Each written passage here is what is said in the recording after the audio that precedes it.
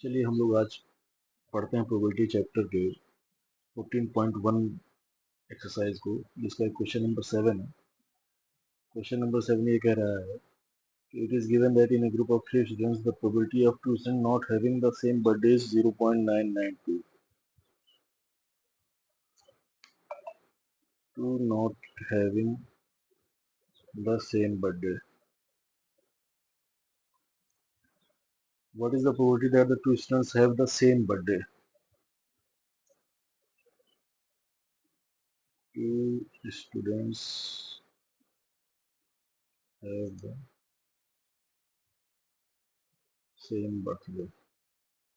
यहाँ पर एक चीज़ ध्यान रखने वाली होती है, प्रोबेबिलिटी में हमेशा लैंग्वेज इंपॉर्टेंट होती है।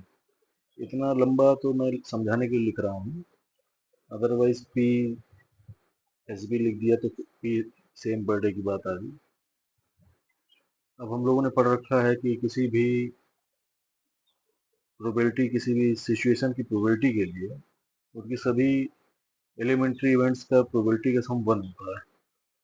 यानी जो दो बच्चे का सेम बर्थडे पड़ रहा है और जो दो बच्चों का सेम बर्थडे नहीं पड़ेगा, उन दोनों का सम 1 होगा। तो अगर हमको सेम बर्थडे की प्रोबेबिलिटी निकालनी है तो 1 में से 0.992 हम माइनस कर देंगे तो 0.008 आ जाएगा। लेकिन ये क्वेश्चन इससे कहीं ज़्यादा गंभीर है। अगर हम इसको निकालना चाहें, ये तो हमने सिंपल एक 1 में से माइनस कर दिया तो हमारा एक क्वेश्चन सॉल्व हो गया।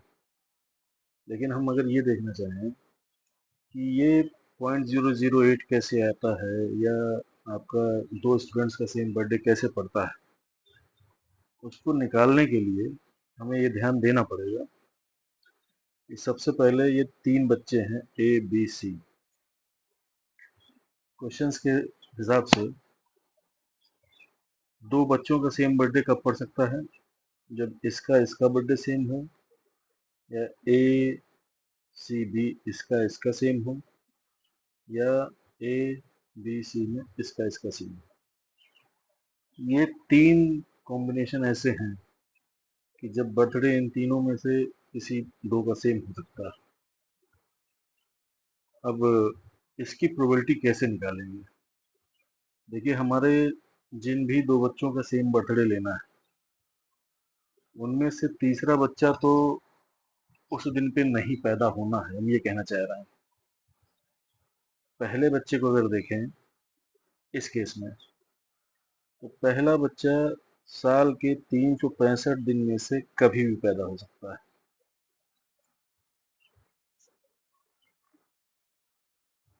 दूसरे बच्चे की अगर बात करें तो उस बच्चे को इसी दिन पैदा होना है जिस दिन इसका बर्थडे पड़ेगा, पहले वाले का।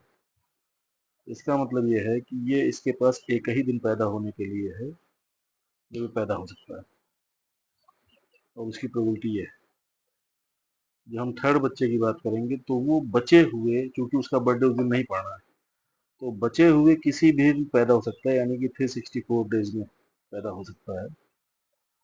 ये आपका इस क्वेश्चन के एक केस का आंसर हुआ। ऐसे 3 केस है मेरे पास, तो या तो मैं तीनों को अलग अलग निकालूं, या इसको ही 3 से मल्टीप्लाई कर दूं।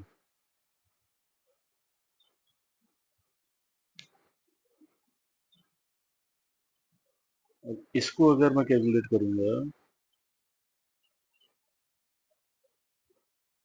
इसको अगर 3 से मल्टीप्लाई करने के बाद कैलकुलेशन होती है इसकी, तो ये होगी, 3 केसेस हैं इसलिए केस 1,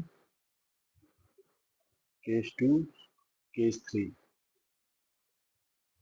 हम इन तीनों केसेस के लिए अलग अलग निकालेंगे, जो कि यही कैलकुलेशन आएगी। इसके बाद हम, क्योंकि 3 केस हैं और सेम कैलकुलेशन है, तो 3 से हमने मल्टीप्लाई कर दिया है। 365/365, जो पहला बच्चा है वो किसी भी दिन पैदा हो सकता है 365 दिनों में से, तो उसके लिए कोई भी दिन फ्री है, तो 365/365। जो दूसरा बच्चा है उसको उसी उसी डेट को, उसी दिन को पैदा होना पड़ेगा उस ईयर में, तो उसके पास सिर्फ एक ही ऑप्शन है कि इसके दिन वो पैदा हो जाए। और जो तीसरा बच्चा है उसको उस दिन नहीं पैदा होना है, तो बचे हुए 364 दिनों में वो जन्म ले सकता है। इस प्रकार से जो केस बना, ये एक केस हुआ। अब ऐसे अगर हमारे पास 3 केस हैं तो हमने ये 3 से मल्टीप्लाई कर दिया। 3/365, 364, 365। इसको अगर हम कैलकुलेट करेंगे तो आपका जो है 3/365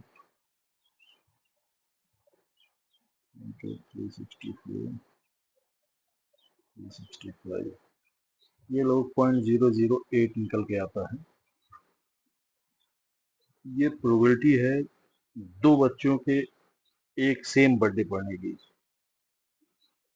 2 students have same birthday out of 3, total 3 बच्चे थे। अब अगर हमें ये निकालना है कि 2 बच्चों के सेम बर्थडे की, तो हमें प्रोबेबिलिटी पता लग गई।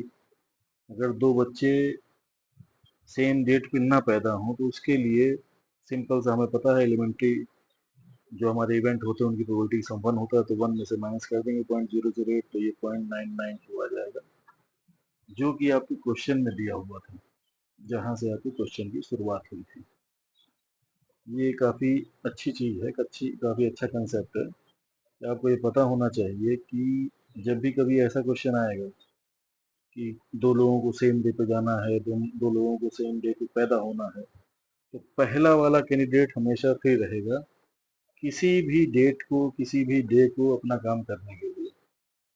जो बाउंडेशन लगेगी वो सेकेंड कैंडिडेट से लगेगी। अगर यहाँ पे एक बच्चा और होता, सपोज यहाँ पे 4 बच्चों की बात होती है और एक चौथा बच्चा भी होता है, ABCD, अभी हम 3 बच्चे लेके चल रहे हैं, ABCD चौथा बच्चा भी होता, जिसमें से 2 लोगों को ही सेम डे पे पैदा होना था, तो कॉम्बिनेशन क्या बनता है कि 360, पहला बच्चा 365 और 365 किसी भी डे पे पैदा हो सकता है, दूसरा